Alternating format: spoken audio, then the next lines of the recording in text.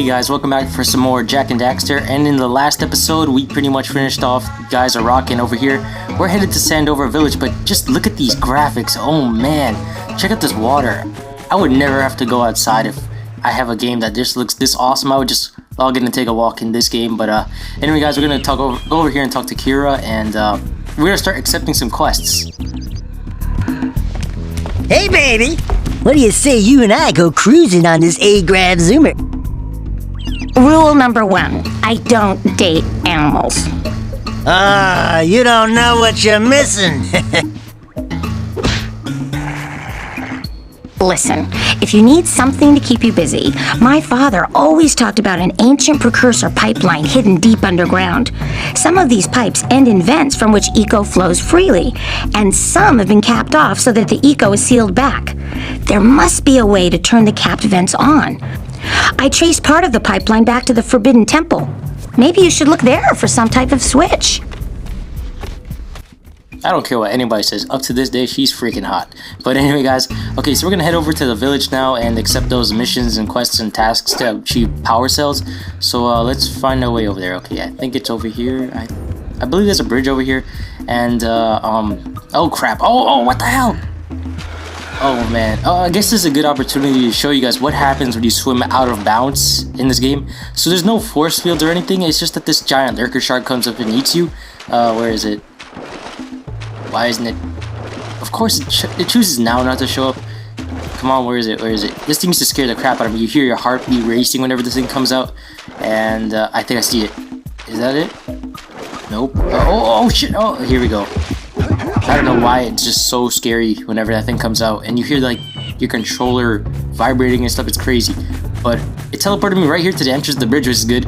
And while we're on our way to the village here, I'm going to talk about a couple of things. So a lot of you guys want my videos to be longer, and I'm already putting out 12-minute videos as it is, and I think I have a cap of like 15 minutes or something. I'm not sure, but I have a very slow internet speed, and my upload speed is like a 0.5. And right here we got a scout fly back here, so you guys want to get this. And it takes me 5 hours to upload one episode of this. So yeah, talk to the mayor here, and there's nothing back here, but yeah. Oh, don't tell me that you two have problems as well. First I hear of monster sightings near the village, and now this. See those gears up there, boys? See them? See how they're not moving? That means our village has no power. The eco beam coming from the jungle temple has been interrupted. Boys, everyone's too frightened to go out and find out what's happened. Did you pay the bill? Yeah. Oh, you're funny. Now look, if you two fix the eco beam, I'll give you a power cell. Oh, and another thing, if by any chance you're interested in making a contribution to my re-election campaign, I might be willing to part with yet another power cell. The minimum contribution is a very modest 90 Precursor orbs. Okay, so now we got some missions for this fat, lazy mayor. And, yeah guys, now this guy right here is Jak's uncle. And the games were meant for him to really be his uncle in the future games, but, Well, hello there, my dear boy. You've caught me at a most inopportune moment. I was to set off on my journeys yesterday, but I seem to be a spot short on the old Precursor orbs. I would have pledged my word that I had 90 of them, but I gather that your young friend, you know, the little annoying, miserably ugly one, might have just pilfered them as a sort of a spot of fun. Anyway, would you be kind enough to loan your dear old uncle 90 Precursor orbs so he can get underway? I would offer you a power cell in return. yeah, they didn't really anticipate there being future games, so they renamed him to the Explorer. But when you buy this game, there's a map that comes with it, and it pretty much says it's from his uncle, and that's supposed to be his uncle. But in the future games from this one on, I'm not gonna try to spoil too much, but he's not really supposed to have any family members, and an uncle is a family member. But right down here is a scout fly. Make sure you get this. It's pretty easy to miss. You think that there's water down here. There's a lot of false things that they put on these platformer games, where it's always a false bottom. But right here, talk to this guy. Hey! Little furry dude! Oh, I thought for a moment you were my muse. Your what? Haven't you ever seen a muse before? It's a little glowing squirrel about your size, full of spunk, and crazy as a lark. Oh, I get it. Like a sidekick. As a matter of fact, without my muse, I just can't sculpt. But with her around, I see beauty in everything, you know? Right now, I couldn't chisel my way out of a box. I think she ran away to that misty island. I just hope she's all right. It's worth a power cell if you bring her back to me. Wait a minute! We are not going back to Misty Island! Are we?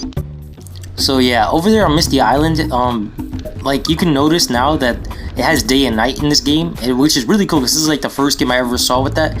At Misty Island, it's all nighttime. I'm just telling this ahead of time, and the only way to get to Misty Island is by using this boat over here. But in order to use this boat, you have to talk to the fisherman who's not here. He's in the jungle right now, so Maybe we should go root out the fisherman. we're gonna have to wait till a later episode for that. But right now we're gonna go over to the last person in this village that we have to accept the quest that we can't really do right now, and that's the bird lady. And right here she is. Oh my, what a horribly sick little bird. You don't look so good yourself, lady. Oh, sorry. I thought you were a spotted orange-bellied rainframe. You know, yesterday I saw some terribly vicious creatures capture a mother flut-flut near the beach. Now there's this poor little orphan egg sitting in a nest at the top of the cliff, and I can't get to it. If you could climb up there and push it off, I've piled some hay down at the base to catch it safely. Do an old lady a favor, and I'll give you a power cell. Okay, so that was the last person we can accept like a pretty much a mission for without being able to do it at this moment. The one guy that we can do like their task for right now is that farmer over there, but right here we're gonna go over here, and right here we have like a precursor vent, and by taking blue eco and running near it, it pretty much opens it up. And right over there is the oracle. We'll be going over there later on, but we're not gonna really get the power cells from his eyes right now because we need more precursor orbs for that. So we're gonna run over here and talk to the farmer real quick. Gotta milk those yak cows. Gotta milk those yak cows. Oh, it's you. Oh, just resting my tired bones. I've been trying to get those unruly yak cows back into the pen all day. Some strange creatures tried to steal them earlier. You think you could help an old man and try to get them back into the corral? Okay, so now what you want to do is just get this scout fly inside of his house real quick, and what you want to do is attack each one of these yak cows. You don't really have to hit them or anything, but they start to walk towards the pen, and I believe there's like 5 or 6 of them, and all you have to do is get them into the pen. It's pretty easy. But for now, I'm going to be talking about my channel in general now here. So I don't know if you guys like this or not, but whenever there's a cutscene or something, because this game has a lot of cutscenes, I'm not going to really talk. I'm going to let you guys just hear out the audio and just try to get some of the feel of the game, because I don't really think you'll get that much of an experience that I had with this game unless you play it or played it in the past and are playing it now. Because this game was one of the first games that came out on the PS2. It was supposed to be on the forefront of design and showing everybody what the PS2 is capable of. It had no loading points or anything. It was made by Naughty Dog, the people that made Crash Bandicoot, and Crash Bandicoot was one of the first games I ever played in my life. It was the first game I ever got on my PlayStation 2, and it was like one of my funnest games ever. And like every one of my neighbors had it. It was just really cool, and the fad just kept going on. But it was back then. It was just the PlayStation 1 and Nintendo 64, which is pretty cool. And I think there's one more yak cow all the way back here. But yeah, guys, and keep in mind this is 100% Let's Play. So if you guys are going for that platinum trophy, make sure you watch this guide, because I've done this before on my old channel, but not in HD. I've done it on the PlayStation 2 copy. I never got to the Jak 2 and 3 copies because my discs kept freezing, but now I have this. And there we go. All 5 yak cows. So let's talk to this guy and get our power cell. Gotta bring in the crops from the June basket. Ah, well done, my boy. You actually got those flea bags back into the pen. Now I can sleep in peace. Take this power cell for your trouble.